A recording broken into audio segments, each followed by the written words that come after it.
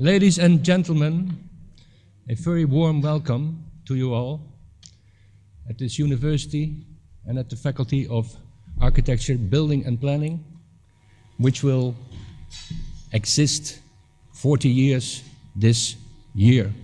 And we are celebrating, and we are also celebrating by having this wonderful conference. I could use my first slide now. It's coming, okay.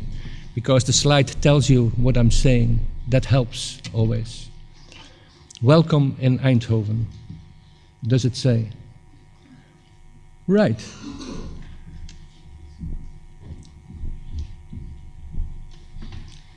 This university is 50 years. We are 40. We are one of the younger faculties in this university. Also one of the more special faculties at this university. It always seems to be that architecture is something special in a university, and this is also the case in Eindhoven. We are in the year of fortune. We are playing 4 tunes this year. This is the 4th and the last tune. This is the conference. So we have had 4 major events, and you're sitting in the last one. Maybe some of you have not seen our building yet, Vertigo. It's a place that inspires. It's across the street, and I hope you all will visit Vertigo. It's, I think, one of the best architecture places to be in the world. We have 1850 students, 300 faculty persons, 275 graduates each year, and we have 9 floors and 15,000 square meters. We have about 9 tracks that students can follow in order to graduate. That means that we have a rich variety of choices. And this almost leads also in the term of today, tectonics. There's a system in the building that leads to different kinds of floors. And we are very happy, not all the time by the way, but we are very happy that these floors are very transparent, very open. This is the floor where architecture is housed. Floor 7. I was looking through my old files because thinking about tectonics and asking me to kind of show the light, or like Jacob Voorthuis said, the ghost over this conference in the first speech, I thought it would be a nice idea to see what this could be all about. I think it's like, tectonics is something like music. When you hear music, or you hear the word music, you can think by yourself what you would like to hear, or in tectonics sense, to see. Good friend has found out 21 definitions of tectonics, so I'm not going to repeat them here, but it seems to me that the variety is so great that this must be a very fruitful meaning. So some say the science of architecture. It's always something to do with construction and structure. In Dutch, these words are mixed so often that the clarity of the meaning is not always there. And this is something I think we should find out in this conference, certainly. It's technique, art, construction, poetry, to emphasize these relations. And of course, the interrelated arts of structure and construction. This seems to be coming back all the time. So our dear cartoonist of architecture, Hellman, paints it like this: art and science. Okay, I would like to show you 8, let's say, pictures of something that you then, bearing this in mind, could try to figure out what words would be filled in when you think about this picture. This is block 16, Almere, town in the middle of the Netherlands, by one of our colleagues, also teaching here in Eindhoven, René van Zuck. is this something telling the negative of what it actually means? Well, for the Dutch people it says, of course, what it does. This is a concrete mixer, and it makes a reference to society. Because with many people getting in from different countries, we should be able to mix more and mix better. This is what the artist is saying. Tectonics, the making and the meaning. What it means probably is very clear here, but I don't know whether you realize how you could make something like this. They also try sometimes to put you on what we would call a wrong foot or a wrong thought. This architecture student, and that's quite a while ago, I think about 20 years, was very much in favor of turning things around. Maybe this is one of the most enchanting examples of structure in the sense that I would like to speak about. This is by the great Conrad Waxman, who made a model of his thoughts, only using one knot, one mode of construction. It's one element which is repeated and repeated and repeated. Or Jean Prouvé, with his endless roof, sitting in a phase of construction which probably is the most inspiring, because when buildings are done, most of them are rather boring. That's not what I'm saying, but this is something that also has been said by Mies van der Rohe. Oscar Niemeyer, in the detail, it's something that if you tell it by words, it's so easy, it's so simple, and yet it becomes so unspeakable in its total picture. Well, this is rather unique. This is the very last drawing. And we had the original by chance a few days here by Aldo Rossi. He was then, just a few days before the accident that he died in, he then made this sketch for a monument, a tiny monument in The Hague. Well, it leads too far to go into detail, but you can almost feel the relation of the making and the meaning, also by what he writes into the context of the drawing. Scale. Does scale have a great influence? You could say, well, what I'm looking at is not what you are going to see. The scale is definitely of great importance. You will say, well, this is a collection of pictures, maybe my pictures or your pictures. Actually, the pictures don't mean anything yet. But maybe by changing the scale, by making a distance to something that you are watching, you could probably see more. So where does this meet? Where does it come? This moment of aha. I think it's different for everyone to notice. And certainly it's important to realize if you come by the big one or by the small scale.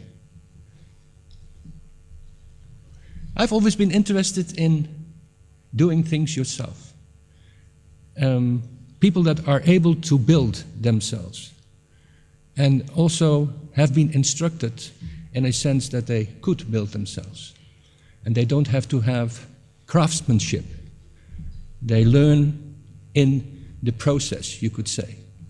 And the funny thing is that this kind of building in England, which was designed by Walter Siegel, the architect, a long time ago, it's a very, you could say, almost strenuous rhythm of measurements in order to have a method to build by.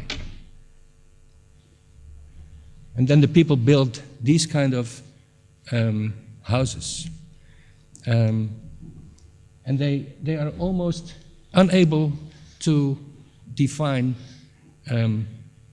let's say, the total picture. What kind of house is it? It somewhat looks like this or like that. It's very straight. It's very easy to relate to what it's going to be. It never sits on the ground, for instance. It's always tilted, almost like a Corbusian way of sitting into the landscape. And also you build top down. This is something that the professionals never think of. At least they did not. Nowadays that's changed quite a bit. You build from the roof down, which makes a shelter for your own building. So they're very, I would say, recognizable. Also here, in the front, this little cube there is built completely differently from the other side. It's a mix of professionals and self-builders. So in this own project, I had my client going for the, you could say, for the front, and also decorating it the way he wanted, whereas the professionals on the other side made it their way. Making. And also sometimes making it, I would say, too much. Too much in the sense that we don't understand anymore what's behind it. What you see is not what you get. This is the column, of course, from the Barcelona Pavilion. When they took it apart once, and by the way, they never found it again, because it vanished in the haze, you could say. But some parts were left over. And this is the material that sits inside, that has nothing to do with the shiny image that has been brought forward by the cladding of the columns. So, tectonics, what you see is what you get. These are facts. Construction are facts. In the construction, the facts can be understood. I'm following the line, which I think is very interesting overall, but certainly in this conference, by Mies van der Rohe trying to explain the word structure. So in the construction, there's the facts. They tell you about the fabric of the building. When the facts are given life in a whole, they will give meaning to the order. So, we can speak about structure, or rather, because that's also difficult, Struktur. In Germany, in the Dutch language, structure is quite different from the structure in English. But I think this is a key issue. The difference between construction as a, you could say, a matter of facts, and when the facts are glued together in an overall meaning, in the meaning it becomes a structure. Kassel, 2007, house. House with windows. I hope you can see the tiny windows in between the logs. Kassel, 2007, house by Finnish students. Structure. It's only battens that are put together, planks. It's like the Swedish wood industry has manifested itself over there. And it's very interesting to see also what it does when the sun shines or when the rain comes, the way this building acts.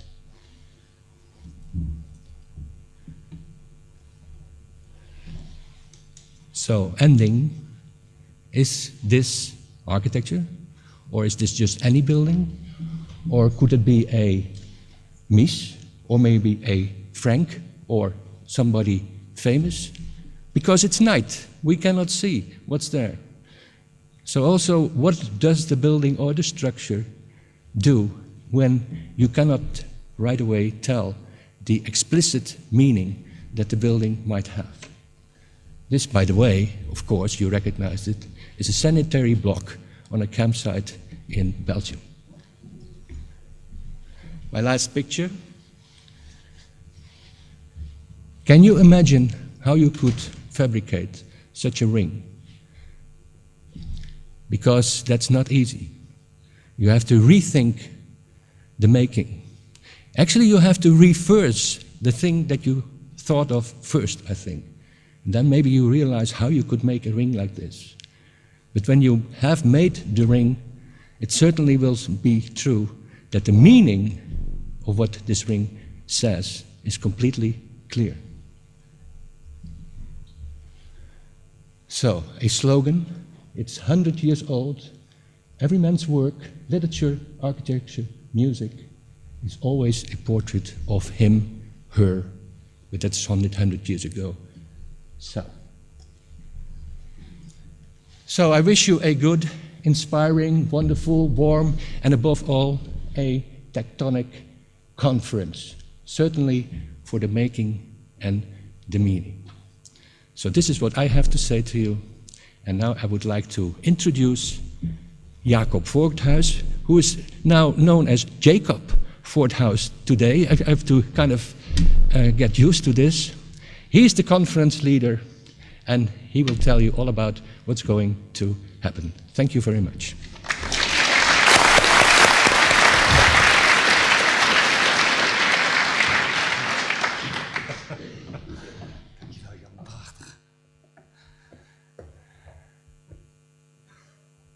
Wat zeg je? Hoe doe ik dat?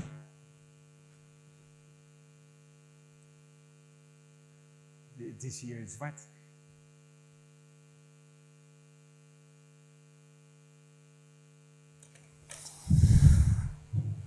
It's a little bit dark.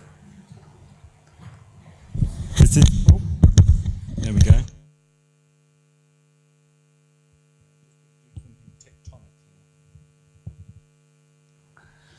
Hello, good morning.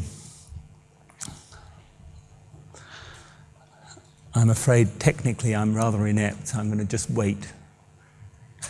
Usually, when you wait, things happen.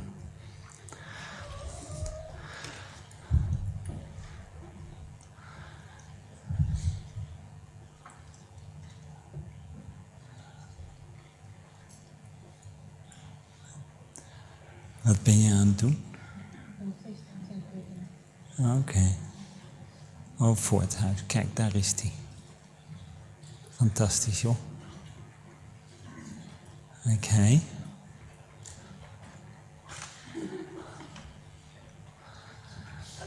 Moet ik de knopjes doen?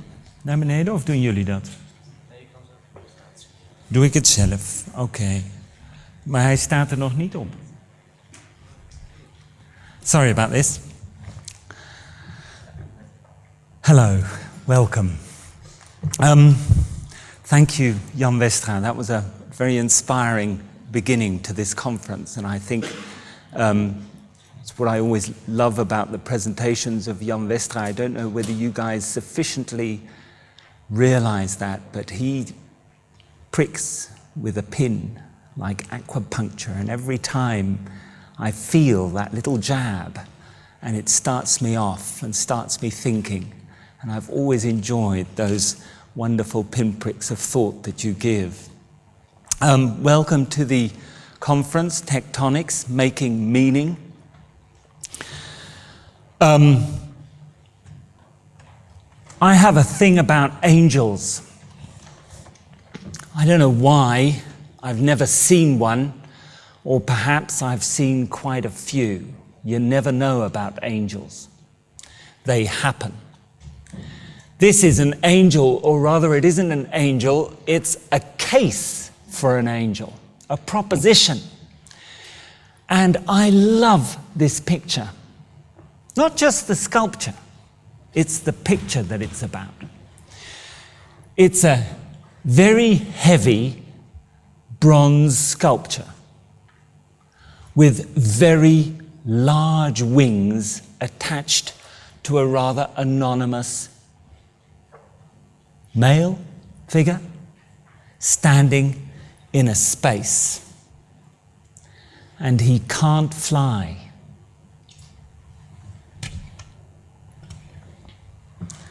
Does this tell us something about what tectonics might be?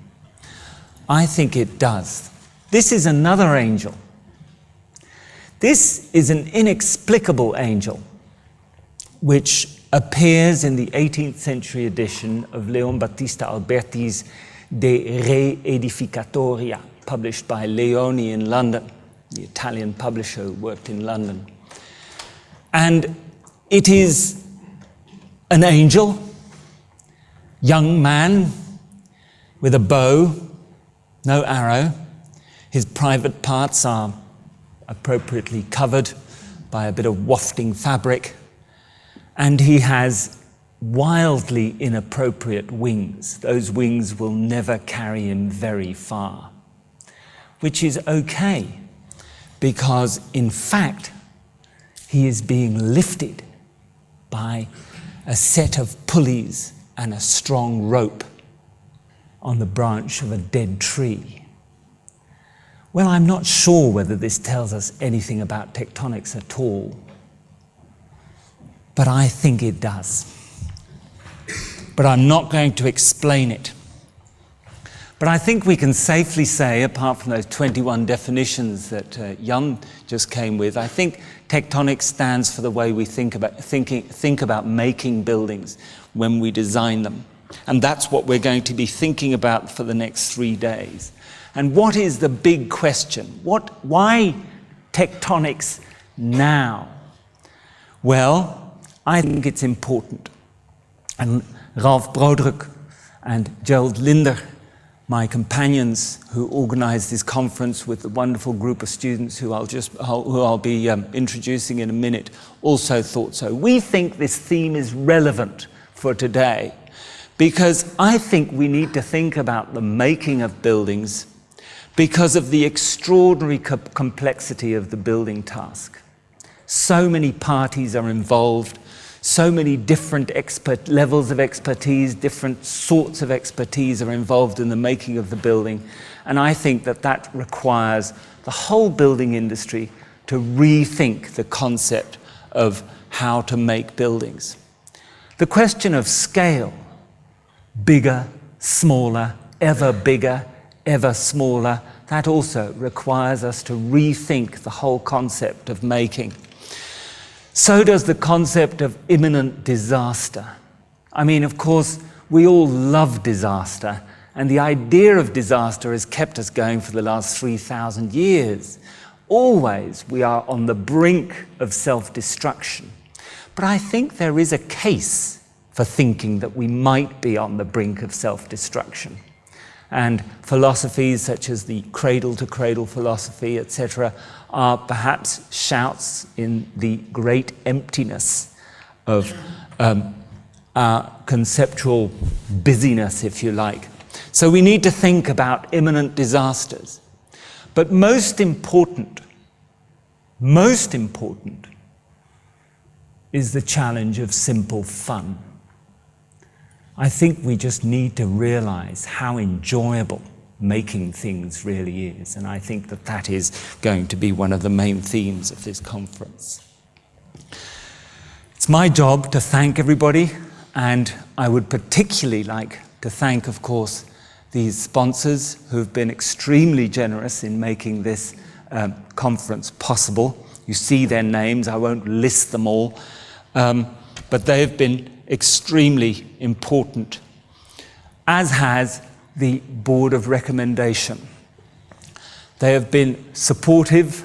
They have just let us get on with things, getting our hands dirty and washing our clothes afterwards and putting us back on the playfield.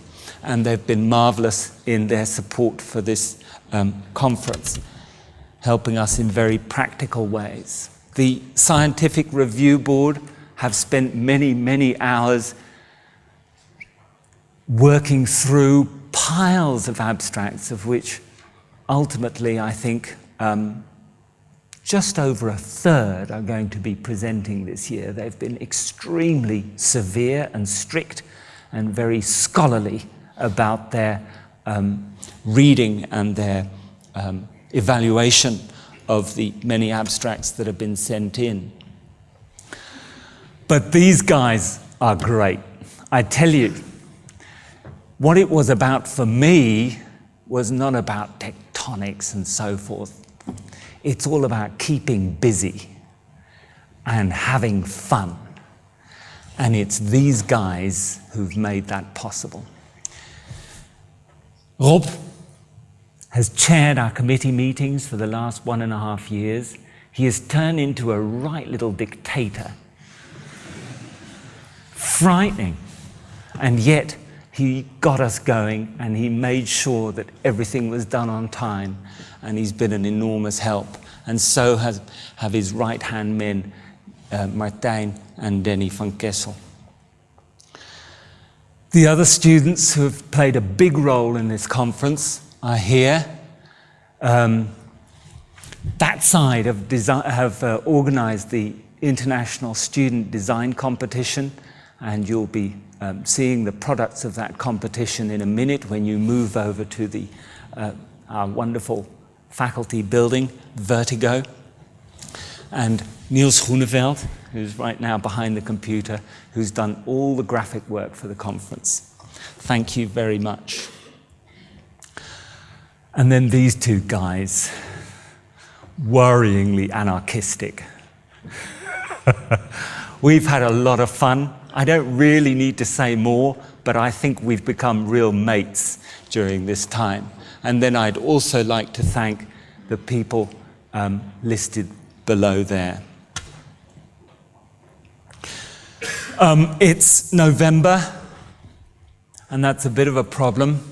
So last night, I think it was 10 o'clock last night? No, it was earlier. It was. Sorry? Oh, it is December. Yes, sorry about that. Thanks. Thank you, John. Thank you very much. All right, December. It's December, and as you can see outside, it was a pretty miserable December as well. Last night we got a phone call from Jesse Reiser.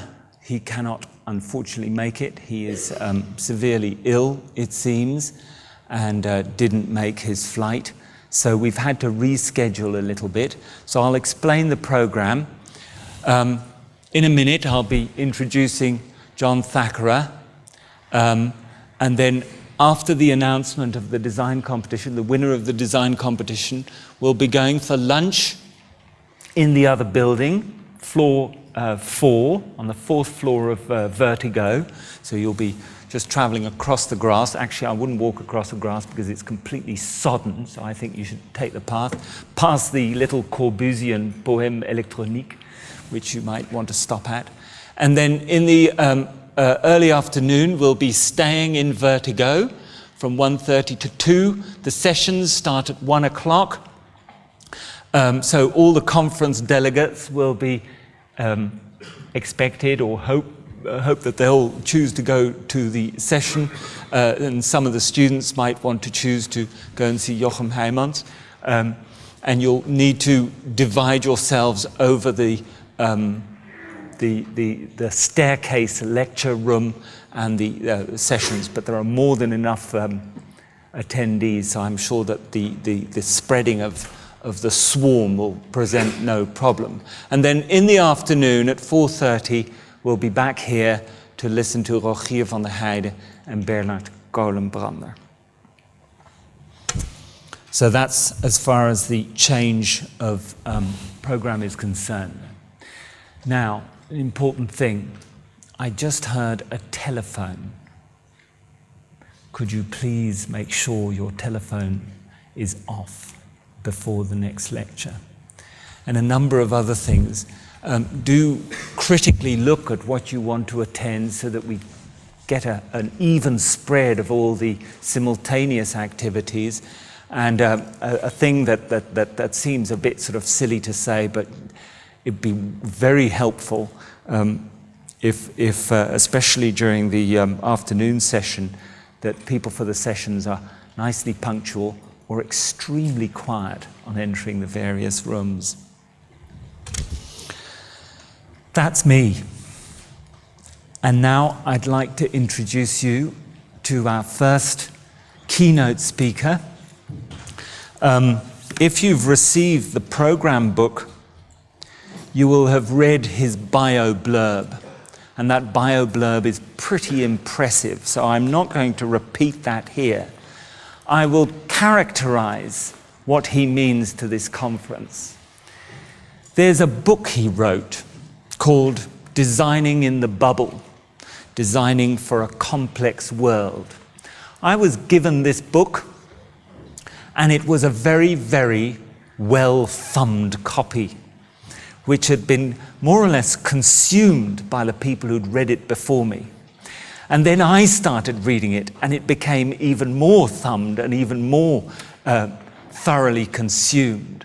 And now it has inexplicably disappeared from my office, and I'd like to speak to the person who's responsible. And I think that that perhaps is the best introduction for our first keynote speaker. John Thackara, please.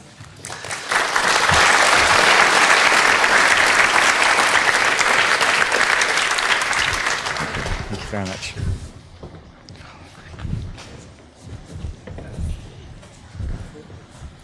Recht op binnen, sorry. I'd like to introduce the concept of buying books to this group, but we're in the Netherlands, so one for all and all for one. But thank you very much for that warm introduction. I must say that when Jan made his first remarks, I was terribly relieved when he told me about the 21 meanings for the word tectonics, because I did a modest amount of research to find out what on earth this word meant before I stood up to talk about it. And I haven't read the list of the 21, but I'm reasonably sure that my take on the subject is roughly number 33, jumping over a few others in advance. But when I saw also the slides at the beginning, I suspect that insofar as the program committee had a kind of list of categories, I'm perhaps the speaker of imminent disaster. Maybe that's my bit, because, I have a few slightly gloomy introductory words to say.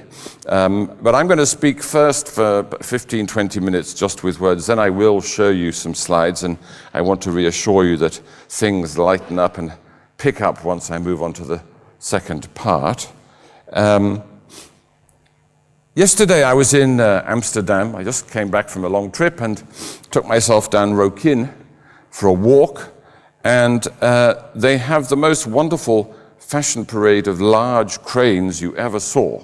I don't know how many of you are from Amsterdam, but it was part of the north-south line. It was a big day for putting down a large part of the terrace over the Rokin subway station. And they had, I think, the world's largest cranes that can still travel on roads. Mammoet is the company, either the company or the name of the crane, I don't know. They were just absolutely enormous things. All appeared to be brand new, beautifully, brightly painted, solid, heavy, strong, absolute kind of emblems of the confidence of the human endeavor. But I could not, as I frequently do these days, but wonder, as I stood with the crowds watching them lifting things up and down, what, roughly speaking, was the energy embodied in these artifacts. I don't know if you knew the word embogy. It's a kind of the colliding together energy and embodiment. What, roughly speaking, would be the embodied energy in one of these cranes, of which there were 6 in Rokin? Bearing in mind that for many other artifacts around us, from laptops to Lamborghinis, the energy that is embodied in the way that things are made, in the way that things are put together, with the way that they are used, and the way that they are treated after they're no longer needed, is far, far greater than the energy that we actually experience or perceive when we first look at them. So insofar as perhaps meaning number 16 of tectonics is what you see is what you get, looking at those cranes, there's no way that what you saw was what we as a planet get. My favorite statistic, and Jacob referred to the book, it's filled with numbers that all of which were checked. You may have be aware that this laptop, for example, I don't know how much it weighs, a few pounds. The total energy embodied in its manufacture and production and use, it reminds me I should put the power in, is roughly speaking 4,000 pounds of weight. So compared to the 4 or 5 pounds that you would have on your lap in a train or in an aeroplane, 4,000 pounds of weight. That's extraordinary. So if the laptop is 4,000 to, well, say 1,000 to 1, roughly speaking, what do you suppose that one of those cranes would have been? I got a cold on the plane now, excuse me. Hundreds and hundreds of thousands of tons. I once asked somebody, how much does a Boeing 747 weigh? And they said, so many tens of thousands of pounds. And so I said, can I therefore multiply those tens of thousands of pounds by 10 or 100 or 1,000 to get the embaggy of a 747? He said, probably more than that, because there's a lot of waste goes into an aeroplane. The tolerances are so high. Perhaps with one of these cranes it would be less, because they're made of big, heavy components for the most part, not the kind of lightweight, highly machined ones you have with the plane. Anyway, we're talking about thousands of pounds of stuff that we do not see, do not experience, but which nonetheless weigh heavily on the planet. And so that's the starting point of my comments this morning, is that we think that we are making progress towards greater degrees of technical efficacy and sophistication and skill, but actually we're in a pretty bad situation. So I want to look behind the curtain of the material world and the ways that we think about designing it and shaping it. I want to secondly touch briefly on the different ways, but none of this is a particularly new story, but just touch secondly on the responses that we've made as designers in different categories over the last 4 or 5 years. And then thirdly, I'm going to come on to what I've done, and the title of my talk is Plan B.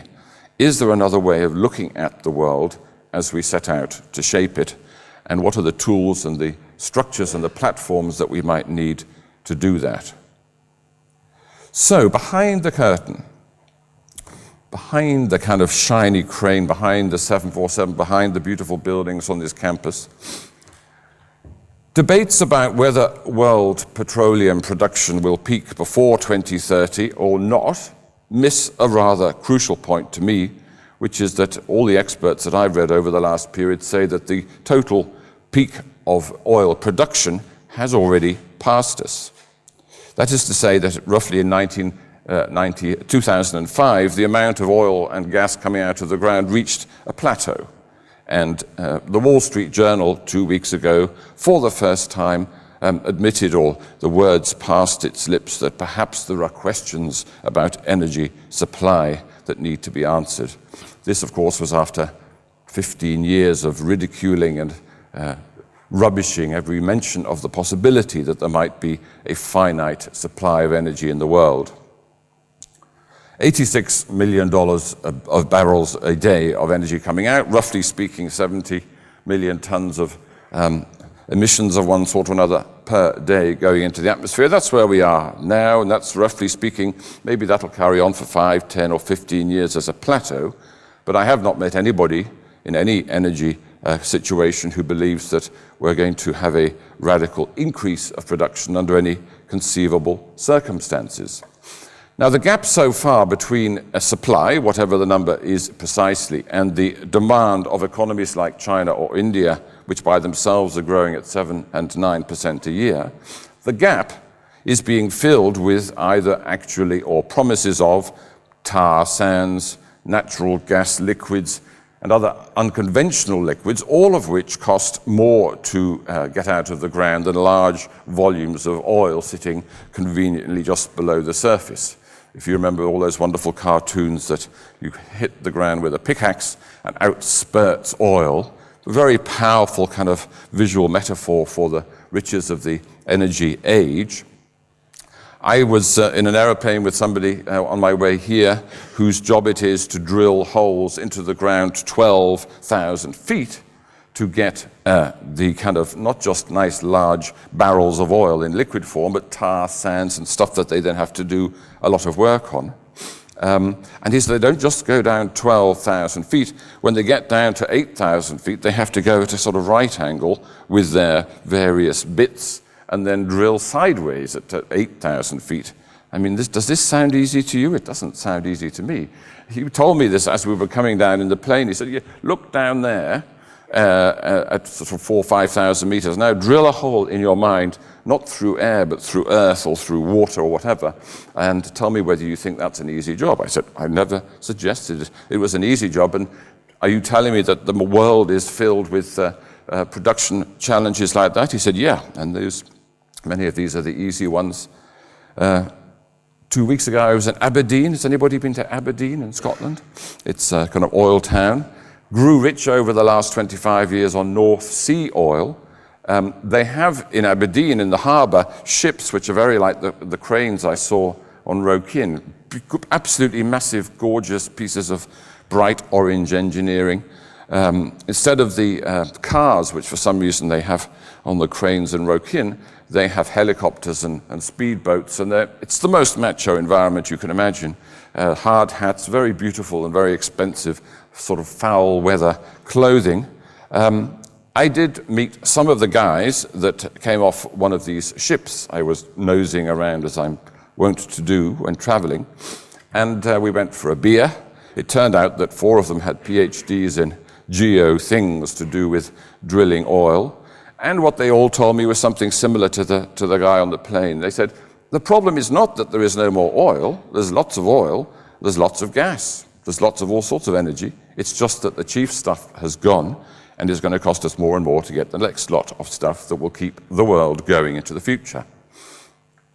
As depletion of existing easy energy accelerates, the struggle to prop up the production levels that we require to keep the whole system running is going to be a continuously more difficult battle against geological reality. Remember thermodynamics. I have a suspicion that everybody in this room knows more than I do about thermodynamics, but what I seem to have been told on several occasions is that all order has an energy cost, and that the order and the control and the kind of precision that we regard as the kind of symbols of the beauty of modern life, all this has an energy cost. We are, in other words, addicted to a high entropy concept of quality that is going to be more and more problematic as our access to cheap energy becomes more and more difficult. So that is the energy story. Climate, we have been told about a lot. Those 84 barrels of oil and gas come out, and 70 million tons of this, that, and the other go back into the atmosphere. It doesn't, to me, matter so much whether scientists are right or wrong.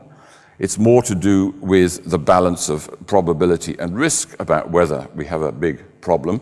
And I'm really just influenced by Sir Nicholas Stern, who is an economist who wrote the Stern Review, who said, I don't know what is going to happen in 5, 10, or 15 years' time, but economists and indeed corporate leaders and bankers and the insurance industry have to make assessments about risk, and their assessment was, we will be in more trouble if we do nothing than if we do something. 2 weeks ago, or maybe less, scientists reported from Greenland and West Antarctica that for the first time since measurements began, liquid water is pooling under both those huge continental glaciers. And when water builds up underneath the ice, it's the likely precursor to an ice sheet collapse that could put sea levels 50, 60 feet higher within our lifetimes. Overwhelmingly, the projections and the scary slideshows are about 5, 6, 10, 12 feet. It's not out of the question. We just don't know. Nobody knows that it could be 10 times that much. And that's kind of water going up, and everybody has these images of drowning polar bears and people in various parts of the world losing their Hampton seafront properties, and that's what the insurance industry is scared about. But what about the opposite? Have you noticed from Atlanta and Southeast America in the last month alone, a drought that has gone on for 3 years over the whole southeastern United States? It's got very serious, and Atlanta is projected to run out of drinking water completely sometime in the new year. The city government has started to explain to its worried citizens that no, they don't have any more options because they didn't really think it would ever be necessary to make plans for this eventuality. And that no, there are not enough water trucks in the whole of Dixie to meet the daily water needs of their city. So that even if there was lots of water somewhere else that they could truck in, they don't have enough trucks, and it takes a while to build a truck. Nobody is talking about what is going to happen when the last muddy dregs of the reservoirs of Georgia run dry. All we know is that, as far as anybody can tell, there are no plans to fill the drinking fountains, replenish the toilet tanks, the fire hydrants, and so on, that the city currently depends on. A brief word about money. So we've had oil and energy, we've had climate. There's a curious thing that we tend to regard the world that faces us and these challenges some kind of all-purpose problem, but actually there are multiple problems, which I think is one of the scary things. So I've been spending a lot of time in the UK the last period. We came just so close to a collapse of the British and therefore global banking system with a small regional bank called Northern Rock. Merrill Lynch lost $10 billion in 1 month alone, or they, quote, wrote it off. And all over the world, as you know, crises and problems have been created by the manufacture of what are rather inappropriately called securities, that is to say mortgages, which have been so complicated that nobody quite understands the degree of the problem. Anyway, you know about the financial mess. The most interesting book I've read in the last period is by an urban planner, actually, Margaret Kennedy, who some of you may have heard of, who wrote a book called The Future of Money. And she was one of those people who said, I'm not an economist, I don't understand money as an expert, but I just kept looking at all these graphs that showed me the degree to which borrowing was going up like that, and assets were pretty much going at a sort of flat line at the bottom. And I said, as a kind of citizen and as an architect, I didn't really understand how these charts worked. And so she has spent the last 20 years going around the world talking to economists and financiers about, in her search for somebody to explain, how is it that you can have debt and borrowings going upwards like that when the asset base appears to be fixed? And she said that in 20 years she hasn't met one person who's been able to give her a satisfactory answer. And so she assumes that there is no answer and that the whole thing is based on a form of wishful thinking and optimism that may or may not persist till the end of the time, but she has her doubts. And finally, food. Let's talk about food. It's early enough in the morning. Normally, in making presentations, you never mention food before lunch because then everybody loses concentration. It's only just coming up to 11 o'clock. Food is a problem.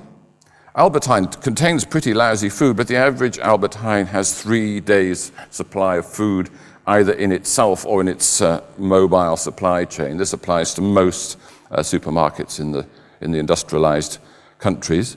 Now, this is a very, very big subject, and I'm not going to talk about it at length, except to say that when food becomes a problem, then you can be damn sure that other things will follow. The simplest and shortest way for me to talk about the food situation is that when I was born in 1951, in round numbers, the amount of energy required to create a calorie of food that I would eat was 1 calorie. There was a 1-to-1 correlation in broad numbers between the energy demands of the food industry, as it was becoming at that point, and the amount of calories that an average person in an industrial country would eat.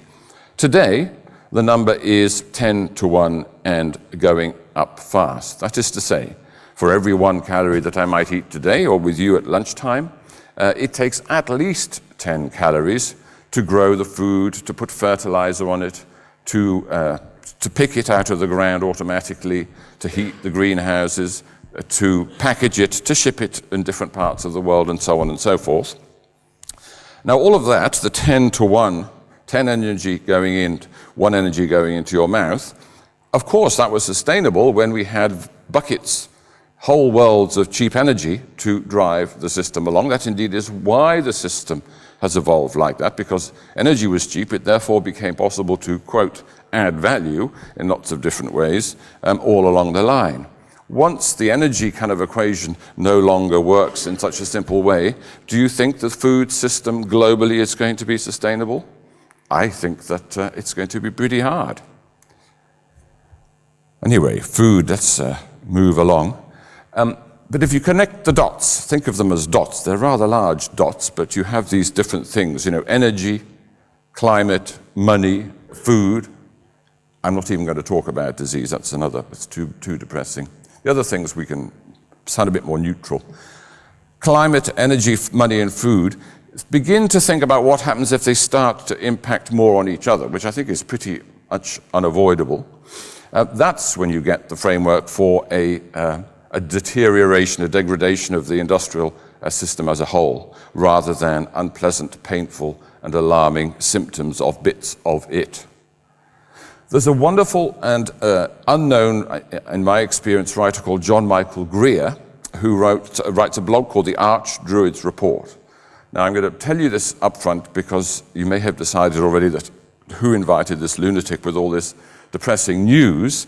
I get a lot of my most useful insights from a druid, and it may be I have gone, mad, or you have not yet gone mad, but John Michael Greer is a very brilliant writer, and he talks about the notion of a catabolic collapse.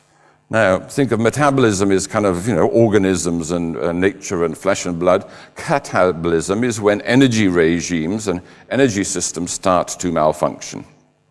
So a catabolic collapse is what happens when capital, waste, energy flows, and other forms of production and distribution and exchange get out of kilter and out of balance, and a system loses its capacity to meet its maintenance requirements on a day-to-day basis.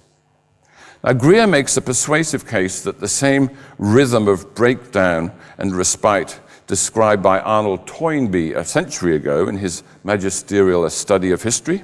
Some of you, I read this after I read it in Michael Greer, I can't pretend to have read it before, applies equally to our own period now. In that pattern, if it's true that that pattern shapes our own situation, the decline and fall of the industrial world actually has already started. It's not a scary story about something into the future. You're skeptical.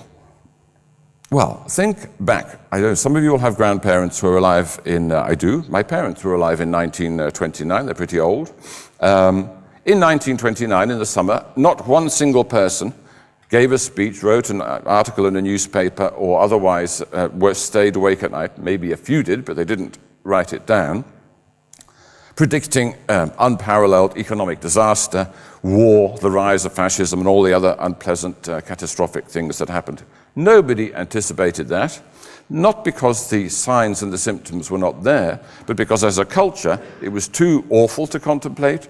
You had the frenzy of the bubble economy and the fear of confronting dark forces politically, though the culture as a whole was not ready to confront those changes.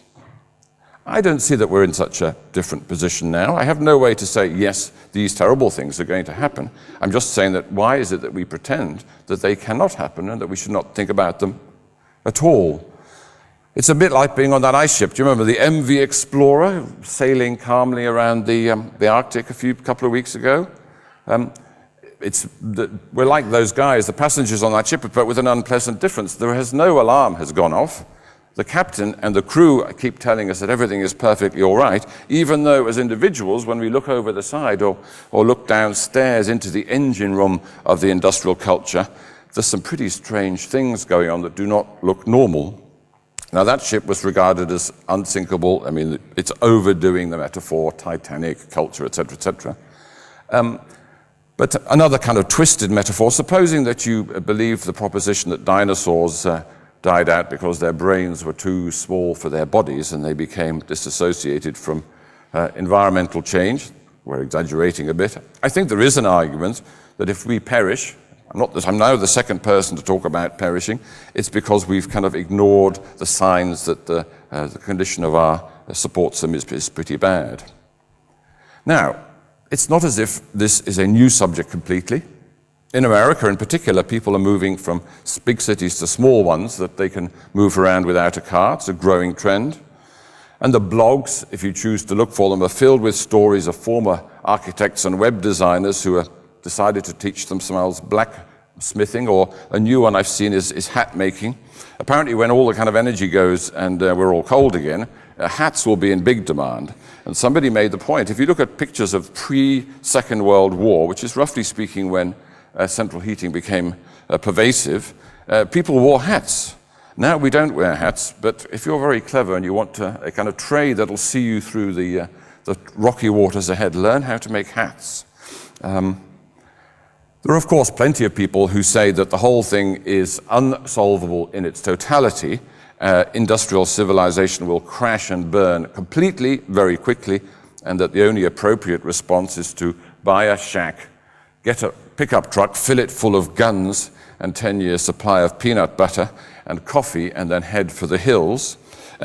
You think that's an exaggeration? I've got now 2 or 3 different organizations sending me spam emails with survival food saying, as used by the military and the Apollo space program, stock up now.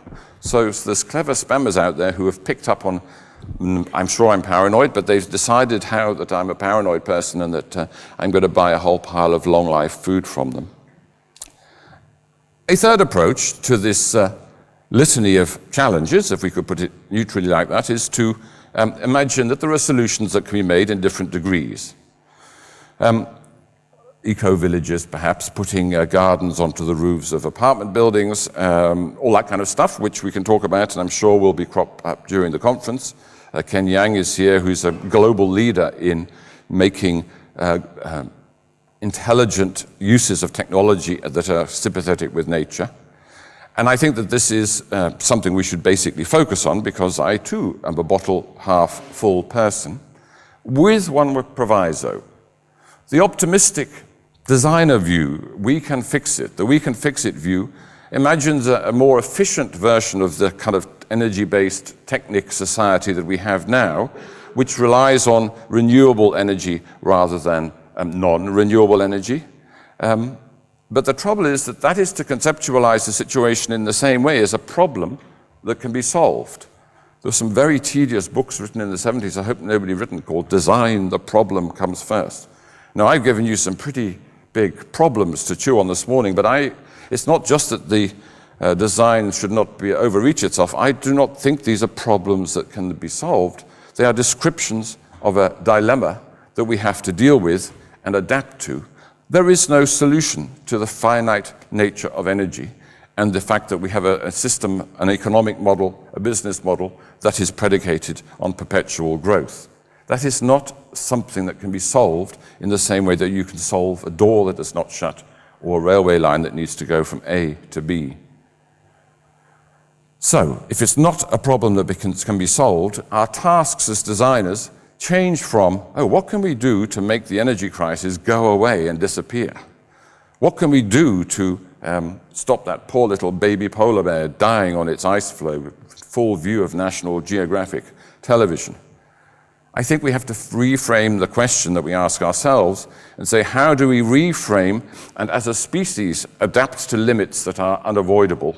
That is why I think we need a plan B.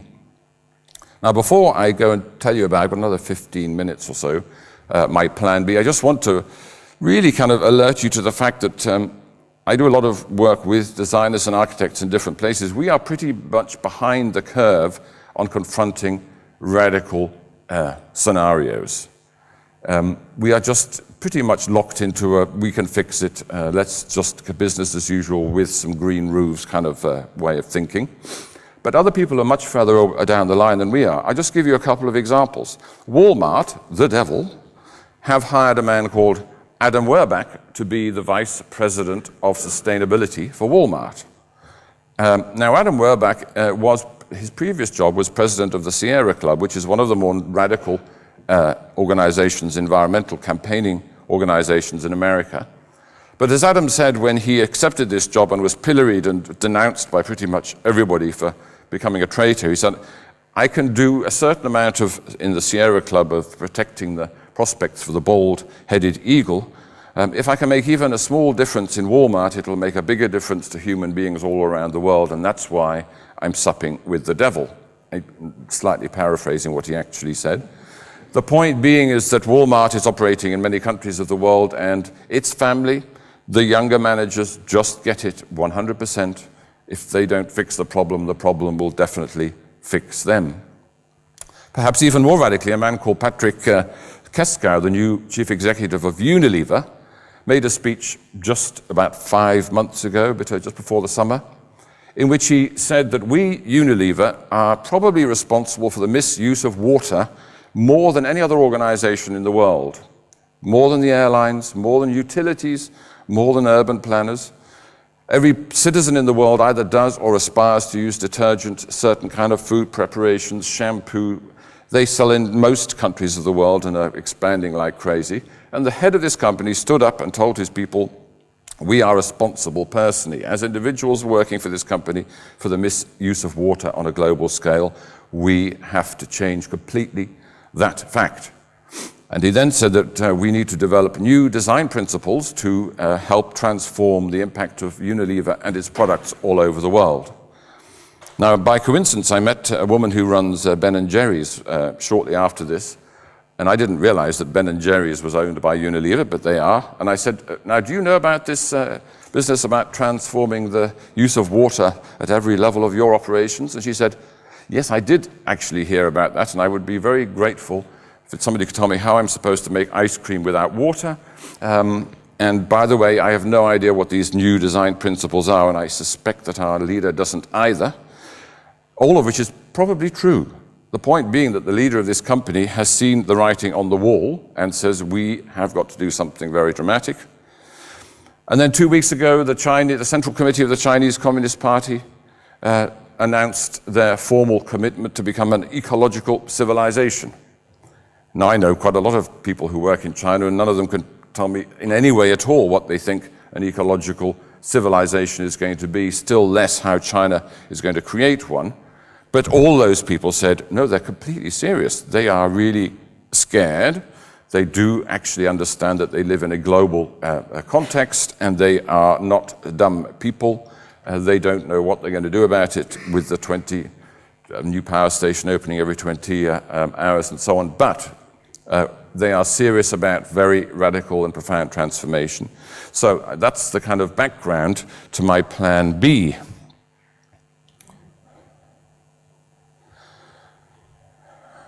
Now, there may be a sort of a connection to what Ken Frampton has, one of the things I found when I was doing my research was what Ken wrote about this word tectonics as being sort of something artisan or something about vernacular methods of making things. I think there is a big danger that confronted by this kind of apocalyptic gloom challenges that I've been describing this morning, that one does indeed imagine that the only feasible solution is to go backwards at high speed to a pre-industrial mode of life. That is not my proposal, and frankly it's not possible if you're one of the half the population that already lives in cities. I was in Sao Paulo in Brazil all last week, getting the feel of this in a rather intimate way, and I just was reminded, and this is the third largest city in the world, how many of those 22 million people have the realistic prospect of going to live in an eco-village and growing courgettes in small plots? How many? None. So either we say, tough, let them fry, which quite a number of people secretly think that's what is only going to happen anyway. I actually have a slightly more, I told you, I'm a bottle half full person. I think we have to look for ways of adapting to a post-energy rich world that coincidentally also allow people to have a chance of survival in urban situations. If we don't do that, then it's pretty much, we have to just say, let the tens of millions die, and then those people living in the small eco-villages or their prototypes can have a chance of survival.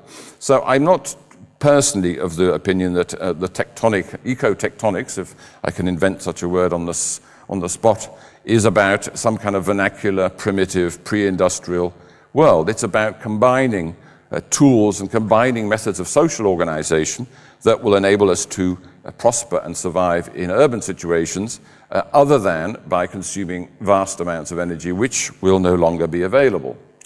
So it was very inspiring being in Sao Paulo.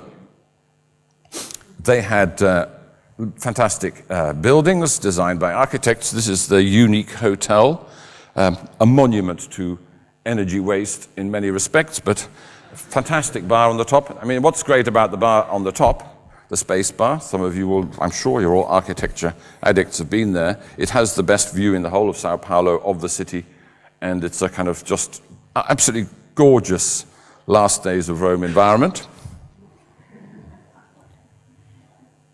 Don't know what that is. That was the central market, okay. But then I was taken around the city by a woman called Paula Dibb, who's a very wonderful designer, who said, yes, we have, everybody wants to go to the unique hotel, and everybody wants to go to the space bar. Let me show you a few other parts of the kind of Sao Paulo urban fabric. And I think this is probably the most amazing building I've seen in my entire life. It's a tower block behind the central market in Sao Paulo, which is, I don't know, I think it's 55 floors high or something like that. It was condemned to be pulled down 15 years ago and has never been pulled down. I'm losing these pictures, isn't that strange? Somebody before I stood up said, I've put it on 3 computers now that you'll lose the pictures. Anyway, let me just tell you that Paula, who is a kind of, works in urban situations on design projects, one of the things that she has done is to take soap to the people in that building. It's occupied, squatted with gangs in different sort of groups of the floors. I said, you do what? You take soap. You go up to some crack gang and you say, would you like some soap? But apparently soap is a kind of universal kind of friendship gesture and allows you to have conversations with people without being regarded as being hostile. But notice the fabulous way that they have graffiti on all those surfaces all up and down the building. Quite amazing. This is the other side of urban adaptation. This is the vehicle that Paolo takes the soap in to deliver it to that building. Actually, it's not, but they have the most fantastic cash trucks in Sao Paulo. There's a slight, I don't know if it has to be one of the most unsafe designed places. Everything is gated and guarded on quadruple locks and so on. And so the only real vehicles you see at all in the kind of downtown are these vehicles for taking money to all the banks. And I couldn't help, this is a kind of bit of in-architecture filmic. I hope the picture is still there. Who knows what that picture is? Useless, absolutely useless. That is Blade Runner, one of the kind of artist impressions for the sets of Blade Runner. And every architecture school in the world compares modern cities to Blade Runner. But just to compare the two, look. That's Sao Paulo today. That's Blade Runner in 1986, I think, when they made the pictures of what, scary life would be like. So my proposition is simple. The kind of post-industrial, post-energy glut, post kind of life is easy and shiny and unique hotel is already here. It's not as if it's something coming up to get us in the future. And so when I think about Plan B, it's not about plans that will enable us to find alternative energy sources to cope with it or to jump over this unpleasant interregnum. We need tools for survival, and they are tools that we can probably find and learn from and adapt that already exist in places like Sao Paulo, where they've already gone beyond the kind of easy energy, easy urban, perfect, Dutch kind of model of what a kind of urban future might realistically be like. I know I'm being offensive here, but this is to start the questions at the next bit. So there's the street, there's the market, and the reason I was there, just in case you think I'm just some kind of cultural film script tourist, is that I've been with colleagues over the last 2 or 3 years just looking for examples of how people survive in a very pragmatic way in cities where the infrastructure and the kind of built bits of it are just not performing properly. By infrastructure I mean the economy as well as buildings and public spaces and so on. And so I've done it in Europe, and I've got colleagues who invited me to go to Brazil to understand what is happening there. How do people cope in a very practical way with food, mobility, shelter, clothing, schooling when the going gets tough? And so, to cut a long story short, one of the things that is beginning to become clear is that when the going gets tough, when the kind of infrastructures begin to fall to pieces or no longer work perfectly, all sorts of interesting experiments are either invented and innovated or rediscovered.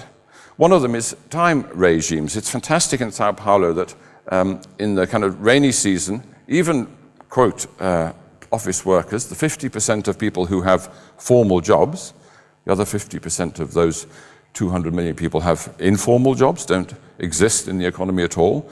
But even formal time regimes change, and they say, I'll meet you when the rain stops. It's fantastic. So everywhere I went, I say, I'll meet you when the rain stops.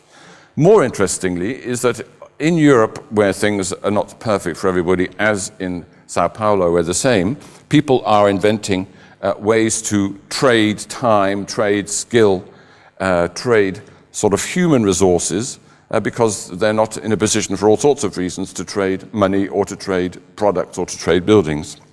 So that ways to survive collectively and collaboratively are booming in places where the going has got tough. When resources are limited, because they are no longer churned out in vast supply, people become incredibly intelligent and smart at mapping the resources that do exist. If you remember, I talked about Atlanta and Southeast America, North America, where it's just getting bad. It's been bad in many years in places like Delhi, where this picture is from, where they have official and unofficial systems of water distribution coexist. And it's part of the method and the tools and the skills of survival to know where the water is good and where the water is not good. And so the mapping of water is a kind of way, it's a form of infrastructure, it's a form of social infrastructure that enables people to survive in otherwise not very promising looking conditions. So this is a very high-tech map consisting of a pen, a ruler, and some bits of paper. So if you look down there, that's a map of Delhi with drawn into grids, and each grid they can be big or small, but the point being that they're kind of neighborhood type sizes.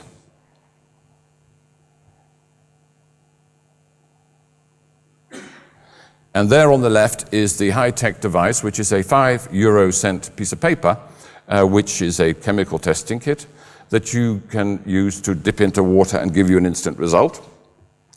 In Delhi, school children, street kids, design students that we were involved with learning about, go to different parts of the city, dip a piece of this 5-cent paper in the water, and it gives you an instant reading of various kind of degrees of pollution or cleanliness, depending on which sorts of paper you give them. This gives you instantly a kind of real-time, pretty much, map of water quality in different parts of the city, which is more than can be said for the public utilities or the government or the authorities, who either never or at the best, weeks or months later, tell you what's happening to water. And the very fascinating outcome of this experiment, when we did it, was that the water in the slums of Delhi is in general better than the water in public institutions, because if you live in a slum, you damn well make sure you look after the water as best you can, because your immediate survival depends on it. If you're in a big public institution, it's not clear who's responsible for the water, therefore nobody is responsible for the water, therefore you're more likely to eat bad water in the biggest hospital in Delhi than if you go to the biggest slum. Strange finding. That is when the kind of hard infrastructure of water engineering coexists with, in these very curious ways, the social one.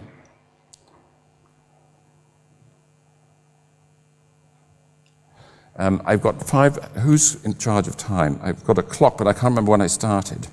5 minutes, is that all right if I stop in 5 minutes? Yeah. Normally there's people waving flags and signs at you. Infrastructure, remixing it. So I talked to you about those cranes and roke-in, but this is really heavy-duty, real beautiful, high-energy input infrastructure.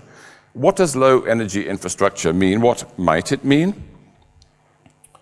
Basically, it means using infrastructure which already exists, but in new and smarter ways.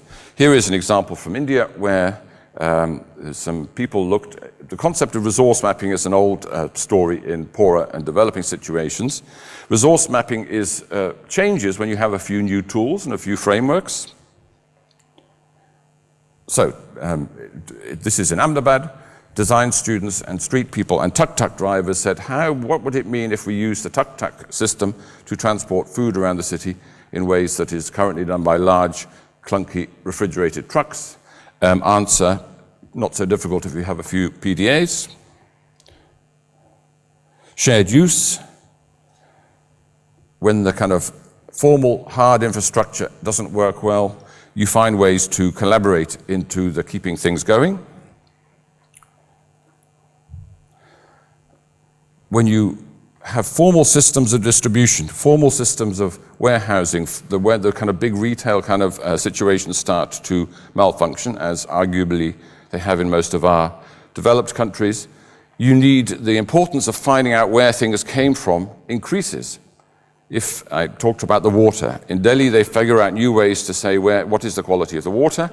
In different parts of the world, people are using tags and mobile phones and readers to say, well, where does this thing, this banana, this car, this person, where do they come from? Are they good? Are they bad? You start to see that transparency in supply and the true story of an artifact that comes into your life becomes absolutely crucial to survival. It's not a heavy operation, but it's something that enables people to live. And this is the best thing about decentralized connectivity. Supposing that, just wouldn't it be awful? These big internet service providers collapsed or no longer were able to keep us connected to the internet. Does a post-energy glut future mean no more internet? No, we will probably be, and we have to be connected in order to socially and collectively respond to these new situations. But we will do so in different ways than by investing vast amounts of resources in heavy things. This is the public call office concept in India, which it's a complicated story, but what it did was, by changing a business model, move the number of people in India, which is 1 billion people, who could make a phone call from 20% to 85% within a 5 or 6 year period, simply by saying, let's make everybody who sells eggs capable of selling telephone calls and let them deal with how they kind of make the connections.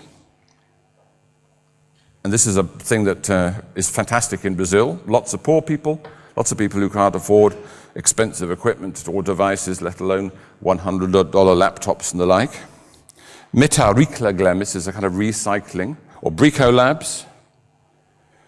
All over the favelas of Brazil, people lash together their own communication infrastructures on a kind of social basis using recycled electronic components and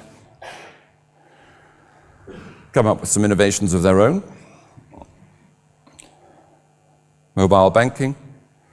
Banks, don't you love them? The worst thing that happened to me in Brazil is that there's a very progressive bank in Brazil called Banco Real, which is a leading bank in the world in terms of sustainability, bought by ABM just before Christmas, my God. Anyway, mobile banking, parallel infrastructures of exchange and trading value. In Kenya, they have large numbers of people exchange airtime on phones as a kind of parallel currency. It's fantastic. I'm going to just go through to the last one and finish. Shows you I had too much here. Platforms for survival, tools for survival, are the point at which we move from a model of development that is predicated on, we talked about Ian at the beginning, top-down versus bottom-up. Top-down and bottom-up is not to do with the kind of disappearance of design and the disappearance of hardware or the disappearance of infrastructure. It's very much about a kind of change in the dynamics of who needs to be involved in the creation of solutions to survive. I hope I've suggested that survival, in the way that I describe it, is not a kind of an apocalyptic one. I don't own a gun. I do own a dog, but she's not very scary. I haven't got even 1 week's supply of peanut butter in my house. I'm not collecting socks. I'm not kind of paranoid about it all. On the contrary, I actually think that the only chance any of us has to manage and be creative in our response to these really rather big challenges and hard times ahead, we have to collaborate about it, and we have to use tools and resources that are pretty much already there. Most of the hardware is there in my perspective. Think of the Brico Labs, think of these large, clunky buildings and all the steel and stuff that they contain that we can reuse in future times. Above all, as a bottle half full person, I absolutely celebrate the capacity of people when given the opportunity to come up with solutions that neither you nor I can anticipate. So perhaps that to me is what my take on this word tectonic might mean. The solution, that what you see is what you get, but you don't really know what you're going to get. Thank you.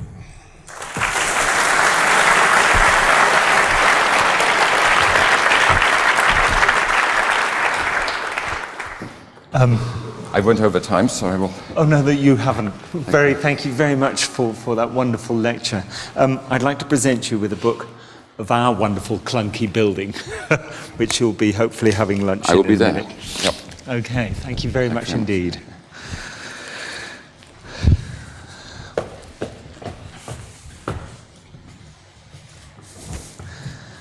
Well, that was fascinating. I think it's given us some food for thought. How to adapt, how to change, and how to use the resources and the ideas that are constantly around us but not recognized as seminal ideas that might give us the possibility of a future. Thank you very much, John. That was very inspiring indeed. Now, we've got a presentation. A student committee has organized a fantastic international design competition on the subject of tectonics. Here to present the winner of that competition is one of the members of the jury, Gijs Wallis de Vries. Unfortunately, Frans van Herwijnen, the chair of the jury committee, could not be here today. So I'd like to ask Gijs to come to the podium and present the prize.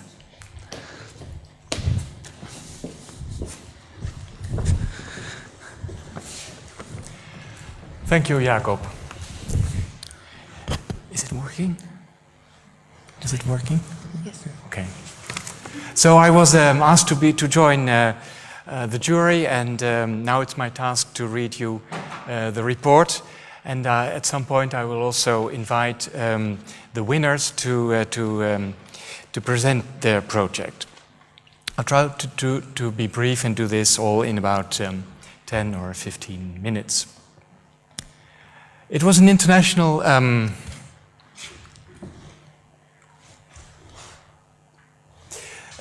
student design competition, and the aim was to engage students in the conference and the debate about tectonics. In this design competition, students from different disciplines were asked to give their view on tectonics by creating a design and justifying it in the spirit of Tectonics Making Meaning. The entrants had to be full-time bachelor or master degree students in a design or engineering program as of June 1st, 2007. Entrants could enter in pairs or individually and had to base their entry on the following assignment themes. How do you make one of the following experiences? Arrogance, concentration, confidence, elegance, mysticism. Being overwhelmed, relaxation, respect, risk, struggle. And what do you mean by it? The entrants could have different scales, ranging from 1 in 1 to 1 to 10,000. The entrants were judged on the following criteria, as stated in the competition program: the link with tectonics, the originality of the product, the justification of it, the profundity of it, the persuasiveness of it, the quality of it, and the quality of the presentation. For the pre-selection round, the entrants had to submit one A1 size poster and a justification of their design. A second poster and a scale model based on their first round were asked for the second round.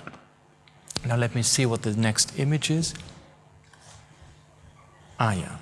I'll come to that now, yes. The organizing committee of the design competition, that's mostly the students, assembled an independent jury consisting of, as they say, influential professionals conversant with tectonics. The task of the jury was to assess the entries on their own merits and briefly comment on the content of each. Additionally, the jury had to select the best entries and divide the prize money among them accordingly. The jury consisted of experts from different chairs within the Department of Architecture, Building and Planning at the Eindhoven University of Technology, the Netherlands. The members of the jury were, as you can see, Frans van Herwijnen, the chairman, Gordon Brown, Sophie Rousseau, Gijs Wallis de Vries, that's me, René van Zuuk, in the first round substituted by Ralf Broderick. In the second round, the following two external members were added to the jury: Thijs Asselbergs, also director of Archipri and an architect himself, and Professor Mick Eekhout. The keynote speakers at this conference will be asked to give a brief comment on the best entries, based on a 5-minute presentation by the three entrants, which I will soon announce during this conference. I must mention the secretary of the jury, who also wrote the report that I'm now reading, of course in consensus with the jury members, and that was Wai Chung Lam. Where is she? Thank you. The first round entries were evaluated in September, last September 11th, in Eindhoven. Jury members could individually preview the entries in the morning. The plenary evaluation session was held in the afternoon. The jury evaluated the entries based on the criteria I just mentioned, and that were also stated in the competition program. There were 33 entries, and the jury pre-selected 17 as interesting enough to admit them to the second round. The second round evaluation was conducted in a similar fashion on November the 8th this year. Some general remarks. Some statistics. The design competition attracted entries from all over the world. For the second round, 16 entries were submitted, 7 from the United States, 5 from the Netherlands, and 1 each from Australia, Canada, France, and Iran. The designs ranged from a small structural detail to a large urban project. Mysticism and concentration were the most popular themes, each with 4 entries. Elegance and struggle, the second most popular, each with 3 entries. It was interesting to see that all of the entrants acted differently in translating the themes in their design. Some entrants interpreted their theme primarily in their structural design, some in the experience of the object, and even some in the message of their design. From the 10 themes, arrogance was the most difficult theme. It was noticeable that a number of entries had problems with making a design without a given context. Some entries were highly promising in the first round, but not elaborated to its full potential in the second round. It was remarkable that there were many follies among the designs, maybe a frivolous aspect after the very serious lecture we had just had. But then we are in need of tools, and they are sometimes best elaborated in a situation of relative freedom, and of course the folly symbolizes that. Now almost half of them are follies. Let me see the next image. Yes. First I will tell you that from the 16 entries, the jury nominated 6 as finalists. 2 of the 6 stood out from the rest. The jury considered both the best 2 ex aequo, that is, they're both as good, and honored. Oh, shall I now? Sorry, yeah, the secretary knows best, as always. The nominee, so they are not awarded.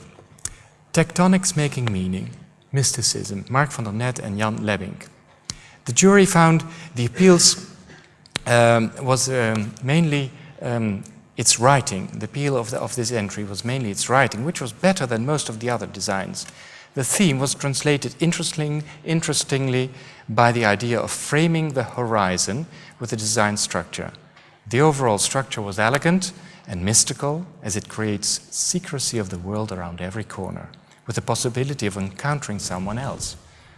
However, the vertical elements of the structure weaken the concept by making the structure more practical than mystical, as the large amount of vertical elements block the framing of the horizon.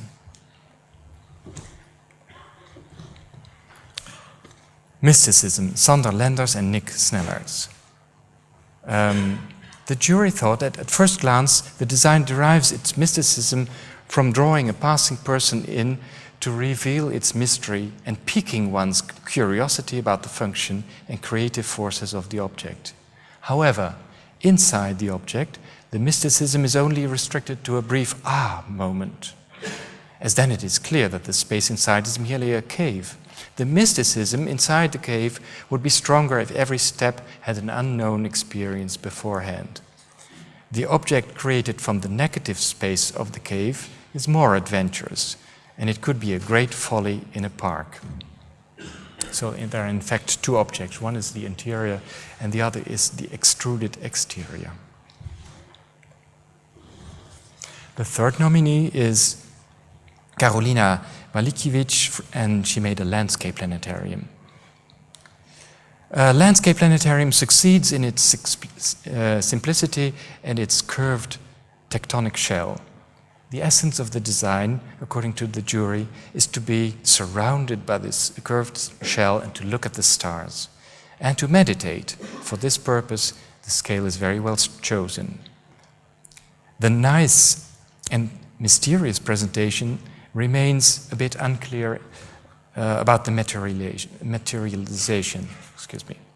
And it does not go further than an interesting idea, because it raises doubts about the possibility to enjoy solitude, to meditate in this open center, as you can see. And now I call the award winners. And I will show them on the next slide. Hyung-Woo Cook, Bridget Schmelzer, and Greg Taylor. And I would first like to ask them to present their own projects, after which I will read what the jury's opinions were. So please, may I invite you to take the floor. Hyung-Woo Cook, that's you. And Bridget Schmelzer.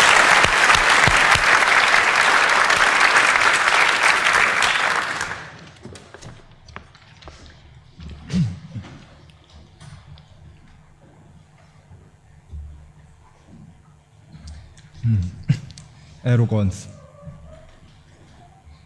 Arrogance is in anyone's nature. It is one of several typical social behaviors resulting from the political disposition of a human. The tectonics of arrogance has a few common features. Scale, the taller and the larger. Arrogance is expressed by scale. In history, humans have always pursued the highest and the largest in scale. From the Tower of Babel, which implies the endless desire to challenge God, human arrogance has been expressed through the tallest and largest, such as pyramids, medieval churches, and palaces. It is also being expressed by scale today through skyscraper or huge objects. In even our daily life, people use larger and taller expressions to show their dignity and power. Symbol, the unique and the intuitive. Arrogance is accompanied with symbols.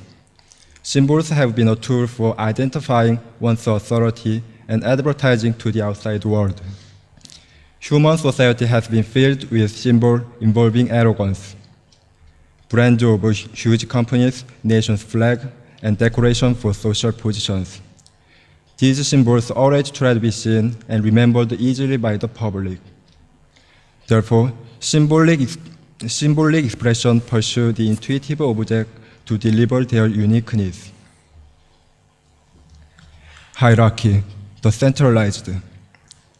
Arrogance is generated among the hierarchical system of human society. From the beginnings of the world, humans have made a hierarchy which has been more and more systematic and concrete as our societies have developed. This hierarchical system has been represented by the centralized plan, which is a center for dignity. We have many examples in history.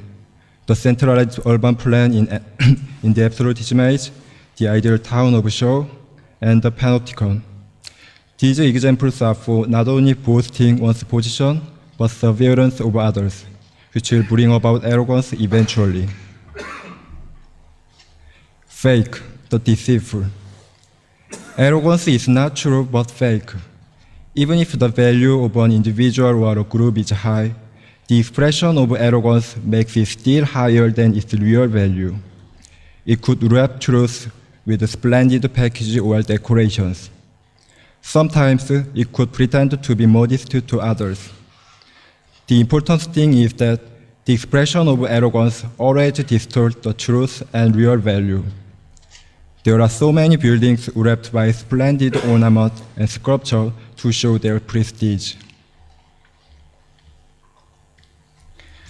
Skin tower represents the tectonic meaning of arrogance.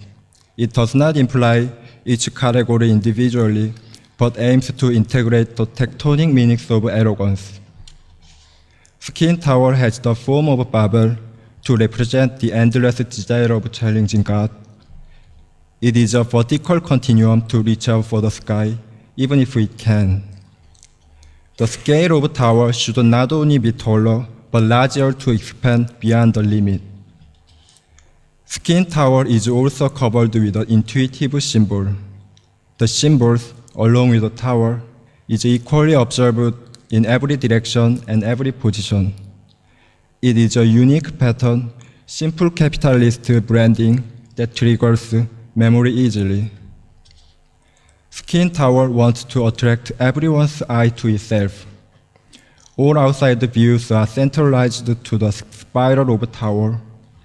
It emanates its radiation to the outside to monitor and govern the world.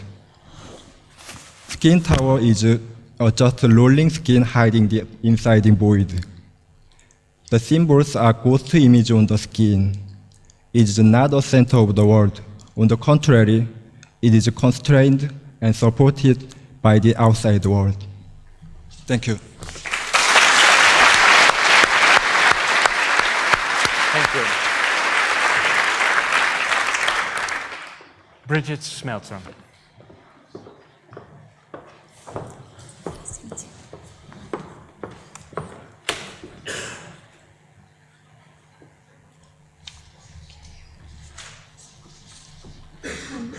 I define relaxation as a transformative property of a body in motion, or as a variation of a form from a constricted to an expansive state. In order to make this phenomenon into an architectural tectonic, I began to research different biological entities for which the performance of relaxation is a natural reaction to its environment. In a physical sense, relaxation takes place in the daily motion of a magnolia blossom as its leaves and petals slacken and separate throughout the day to allow light to penetrate the organism. In these diagrams, you can read the motion of the relaxing and contracting petals as they are cataloged in a process of motion.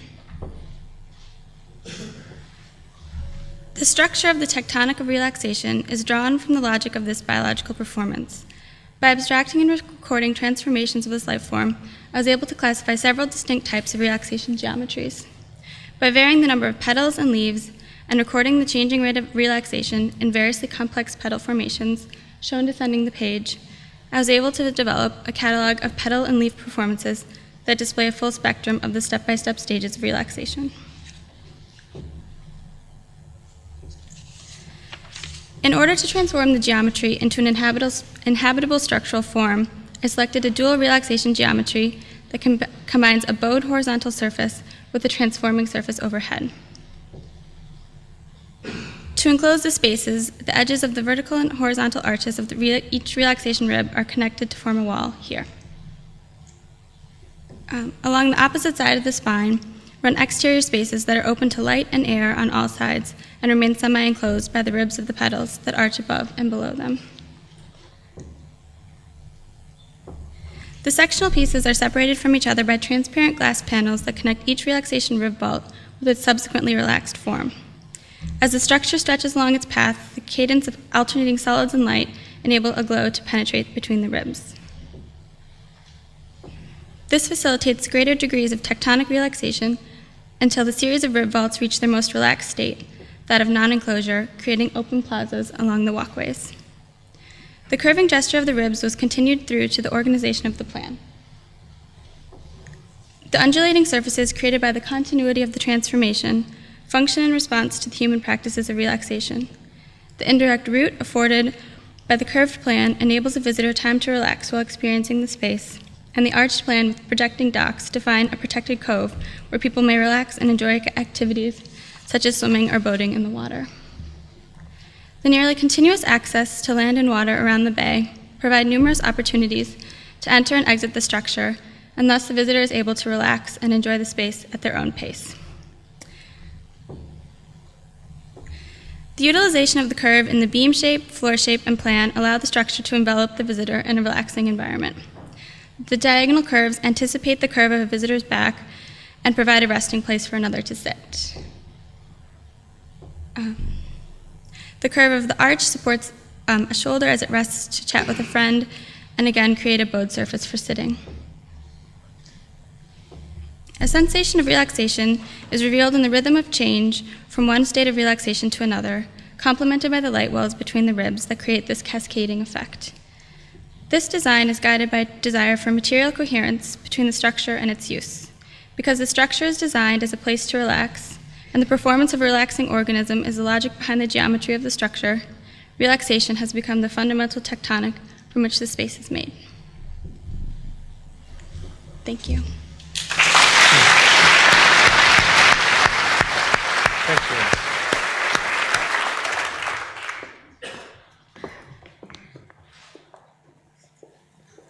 Greg Taylor, welcome.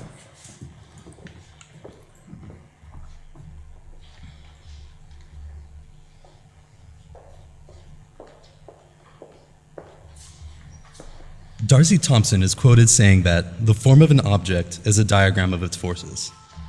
For years, many different disciplines have looked to biological constructs, inciting thought and order to advance their profession. My investigation draws on the material logic of skin and bone mechanics. Such hybrid systems originate from a material intelligence, one which has self-organizing properties that respond to various internal and external forces. For instance, a section of a human femur offers structural insight through its porous characteristics and delaminating surfaces, oriented vertically for stiffness and mobility. This means that adaptation has evolved biomechanical configurations which maximize strength while minimizing material. The top ball of this bone is designed to distribute stress over a larger surface area where greatest impact forces occur. This long tubular construction of a vulture's wing utilizes material efficiency.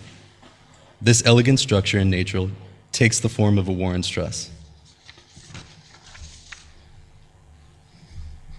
Also, the structural morphology of this sectional spine is porous, but also characterized by a network of surfaces oriented linearly for stiffness. The trabecular portion of a bone has low density but very high strength and surface area that fills the inner cavity of long bones. Digitally studying these characteristics of the skin and bone system promotes thought in the profession to explore possible ways to think about how to compose skin, structure, programmatic elements of a building in a novel way.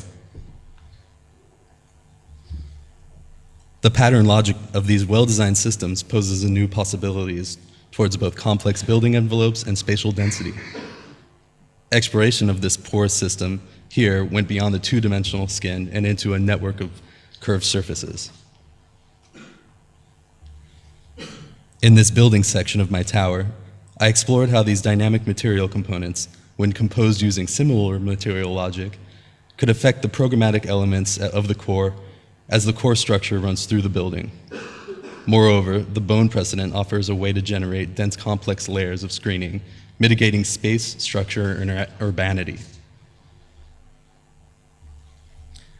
This building is a re-examination of these structural morphologies, utilizing porous characteristics to designate social spaces where openings are the greatest and corporate zones where they are more dense.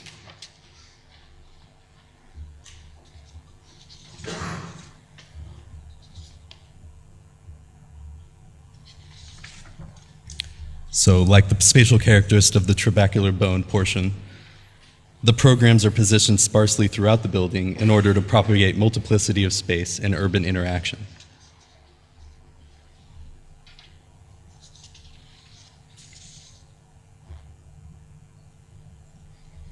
This hybrid system works together to generate engaging spaces between its double-layered skin. And the study began connecting major points of interest related to the site, constructing fields of complex interactions in an ecological, and here more on a regional scale of ecology.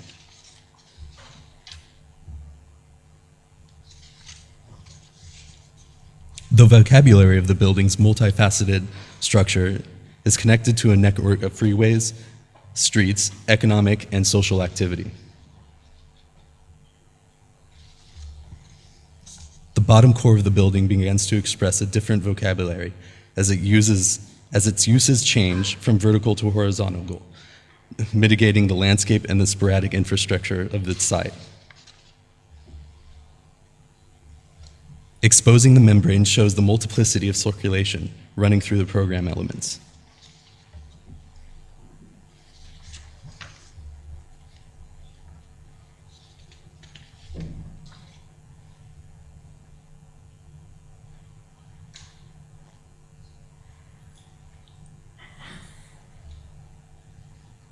No.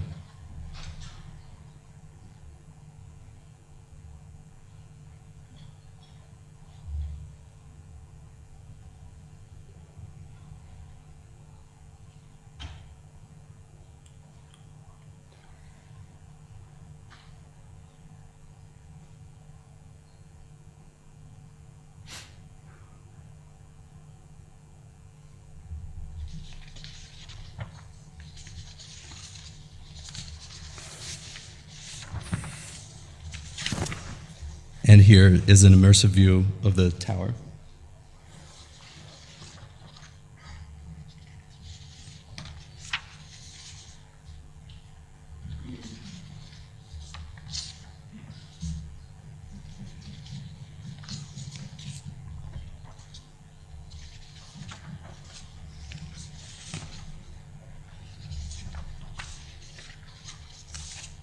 And the tower uses a skip-stop system of folding floor plates.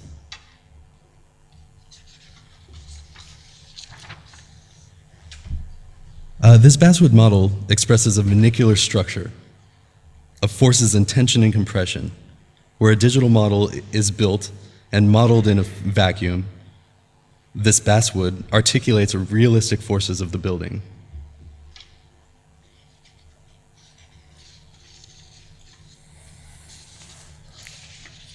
And here are some skin and structure and core process developments.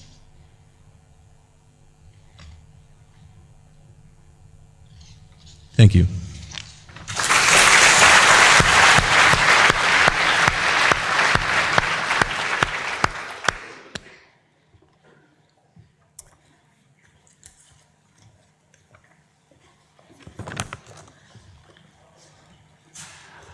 Now, you have probably more insight than the jury had at the time. I will first read our comments, and I'm a bit shy how it compares to perhaps what you've seen. But then a discussion in the jury has its own dynamics, and it's among all the entries.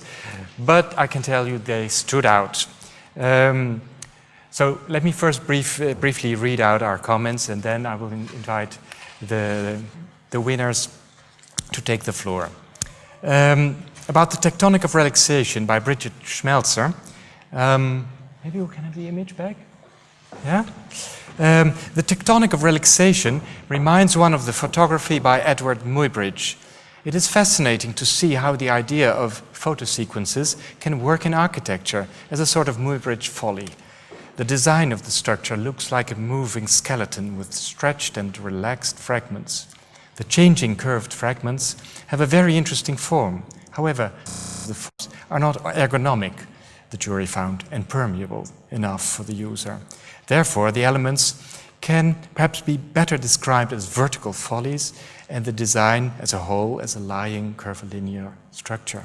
The theme is translated well, since the relaxation can be experienced along the lying axis by visual movement of the user, because it's nested comfortably in the suggested context of a riverside. The next project, Biomechanical Architecture by Greg Taylor. The structural system of biomechanical architecture is deeply informed by the relationship between bone and tissue mechanisms, resulting in a very interesting sculptural design to be further elaborated. That's what we thought, but now we are presented with a quite elaborate proposal. Because of these morphological structures, the entrant can be called a new Calatrava. The message and experience of the theme, elegance, is very convincingly portrayed in the pictures and the model. When you look at the design, what you see is pure elegance. The message runs parallel with the design, with more behind its surface than can be seen. There are perhaps some doubts about the role of media that the design addresses, but maybe these doubts are caused by some obscure explanations in the justifying text that accompanies it.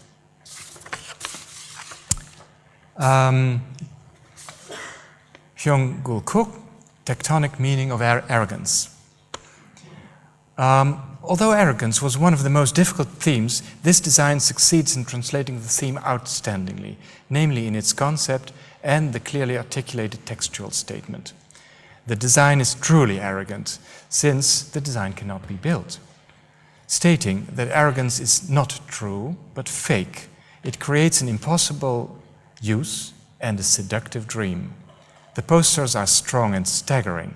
The opinions of the jury were not unanimous on this entry, as some members were enthralled by its concept and some others judged it to be different level compared to the two first prize entries. Now, I've already mentioned in the last phrase what our decision was. We would like to give an honorable mention to you, Hyung-Gul Cook. My congratulations with the beautiful results.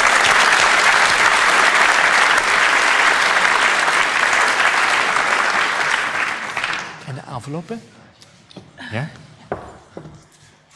And ex aequo, here you have the two winners, and now I'm going to give you an envelope. Greg, that's for you. Thank you. Congratulations again. Yeah. That's for you.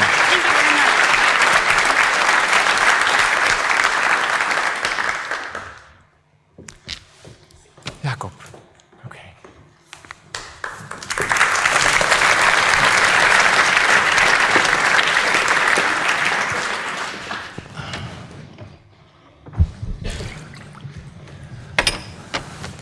Wow.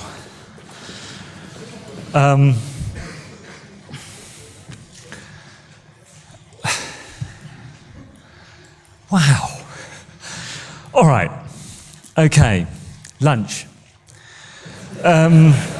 I think it's important now, lunch. I think we need to think food. I'd like to invite you all to cross over the grass patch and enter our wonderful building, Vertigo, and we'll see you there on the 4th floor. And may I remind you that sessions start at 1 o'clock in the various rooms that are allocated for the sessions. You'll be able to find a good floor plan on the lift as you go up to the 4th floor. If you have any other questions, you'll see people with curious grey t-shirts saying Tectonics Making Meaning. Well, feel free to ask them any question you need to. All right, thank you very much for this morning's session.